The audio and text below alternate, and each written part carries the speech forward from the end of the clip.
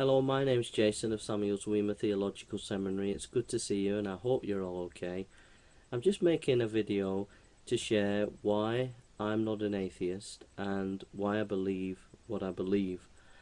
And as I do that, I just want to also share with you that every night at 10 p.m. UK time there will be a live broadcast of the seminary. I'll be doing Bible studies each night, but also it's an opportunity if you want something to be discussed. If you want to ring in, you can ring me on Skype to discuss or to debate with me live on air. Also, there's opportunity for you to email me and to suggest songs or Bible passages or issues that you want to be discussed. So feel free to get in contact with me, and I'll put the website, the seminary Hotmail email underneath the video too. So I'm going to share with you my reason why I believe in Jesus and why I'm not an atheist. You know, do you remember Robinson Crusoe? And he's on the island and he's on his own, and then one day he sees he sees footprints in the sand, and he realizes that he's not alone, and that feeling of a sense of that he's not alone on the island really made him feel that there was hope, that there was that he wasn't on his own, and that there was a future for him, because he just wasn't alone and isolated.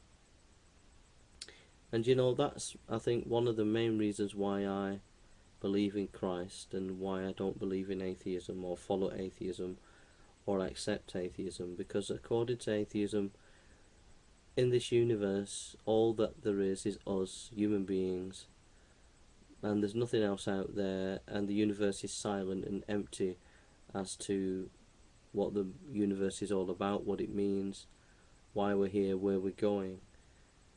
But with believing in Jesus, just like the footprints in the sand on the island for Robinson Crusoe, I see the footprints in the universe in Jesus Christ, and in him it gives me a sense of the meaning to the universe, and the meaning that I'm not alone and that there is a purpose to it all.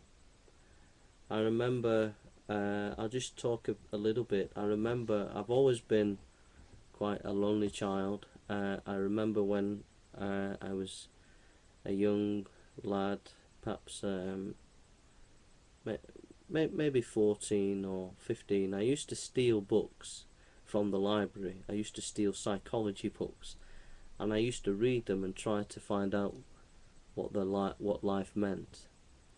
So I had a grasp of the history of psychology when I was about 15. As I told you, I committed attempted armed robbery, but just before I committed attempted armed robbery with a toy gun, I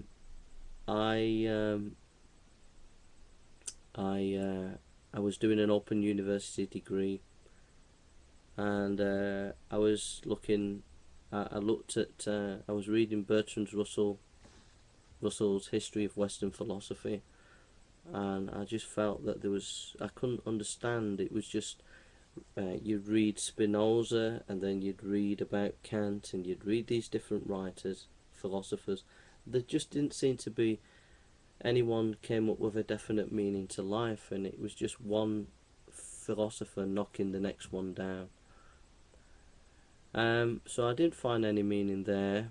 When I went into prison, I saw some of the chaplains, and I felt that they had something, and I came out of prison, and eventually I went to a church. Some of you know the background to it, and I read some books, and I felt these old books that these ladies had given me from church really spoke to me, by Spurgeon and Dr. Lloyd Jones, classic Christian books. They really spoke to me, and they really made me feel that there was a meaning to life. And you know, I was really cynical really, I didn't believe in anything or anyone. I was the most cynical person in all the world, and I found it really hard to believe that the Bible was true, that to believe Jesus was the Son of God. I didn't find it easy at all. I was kicking against it every way, every step of the way. And to be honest, I have found God with me over the years. But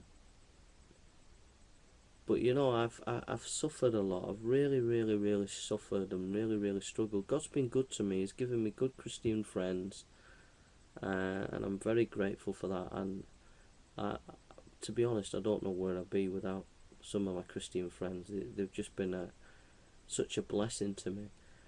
But I have a natural tendency to depression, and I'm a very deep thinker, and and these things really, really can make me struggle at times, and I don't know what to say really, but I just I've suffered a lot, and I've struggled a lot.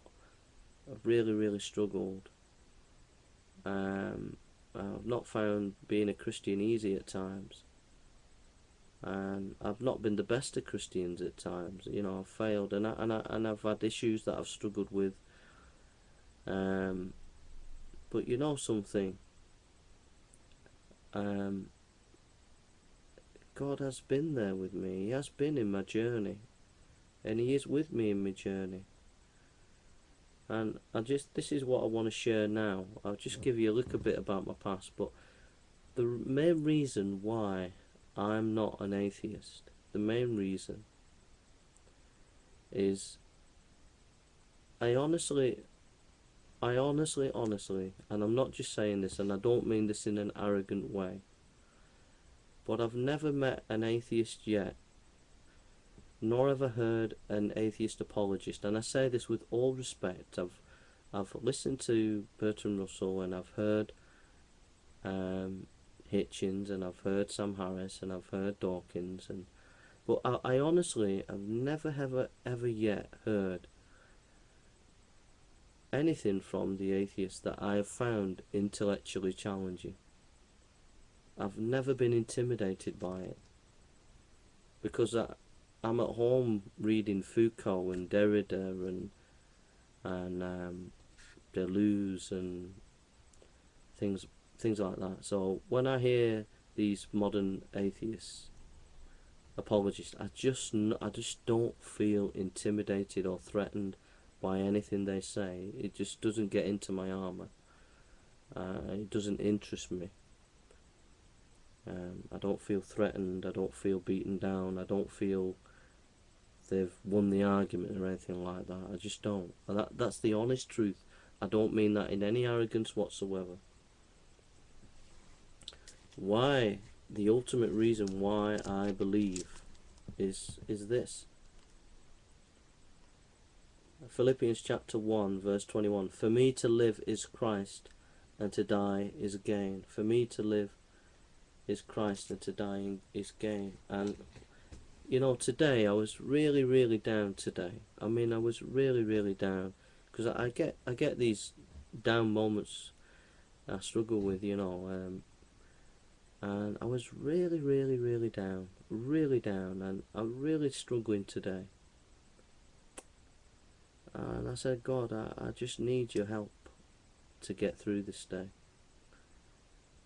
Because if I followed atheism, I wouldn't see any meaning to life personally.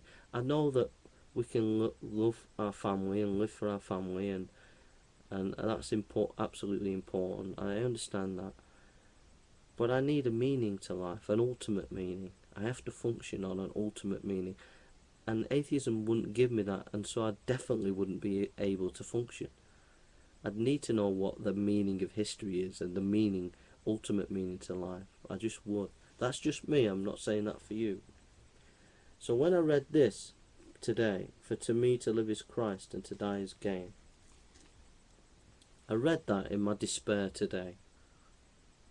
And I'm not kidding. I felt a peace. I felt a real peace and I felt a real sense of purpose for myself and for the meaning of life, and generally to live, for me to live is Christ. I just want to live for him because I have a relationship with him, and I can feel it in my heart. It's like honey, it's like a sweetness in your soul. I can't explain it, but it is, it's a sweetness. And it helps us to cope with things, it helps us to deal with things. And it gives a meaning and purpose because it is a reality. And I know that I've met with Jesus today. I've met him in reality in my heart. I just know that. And you say, well, Jay, that's not an argument, that's not evidence. I know that. But I'm just sharing that for me, it's met me, and it's been a blessing to me. That Christ, for me to live as Christ, and then to die is gain, to know that when we die, we'll be with Christ forever. And you know, my dad has been ill, and his aneurysm burst, and he went into hospital. You know, and he nearly died. He had 30% chance to live, and he survived. But he was in operating table, and he was there for 8 hours. And you know, in that 8 hours, I felt peace. I felt peace that God was in control. And the words, I am the resurrection and the life, of what Christ said, I am the resurrection and the life, really, really helped me. It really, really did. So, I'm just saying today that in my despair today, I felt Christ lift me and help me. And I just want to say to all the atheists out there that if I've said anything that's upset you or whatever, if I've shown any wrong attitudes at times, if I've shown a lack of respect to you, if I've shown a lack of understanding, I'm sorry. Because I know that there are some out there that are genuine people who are trying to just work their own beliefs out. But some people can be very negative, and they can say negative things and be quite nasty, and it's those people that give other people a bad name. And I'm sorry for those ordinary atheists who just don't mean any harm towards me or have not meant any harm. But I've been quite strong in the things that I've said because of these very negative kind of militant atheist type people, you know. And I just want to say that if I've said anything that's not been right, I'm sorry about that, and I'm sorry for failing you atheists in any way that I have failed. I'm sorry. And I just want to say that, you know, I just ask you to think about what I've said, and maybe just keep it in the back of your mind. And I just want to thank you that many of you do keep coming back to this channel. I don't know if it's because you just like being beaten over the head or what, I don't know. But I thank you because you've made this channel what it is, because you keep coming. But I just want to say that for the many thousands of ordinary atheists out there who've come on this channel, I just want to say thank you for watching the videos. Thank you for your time. Forgive me for the mistakes that I've made, and I just wish you all the best.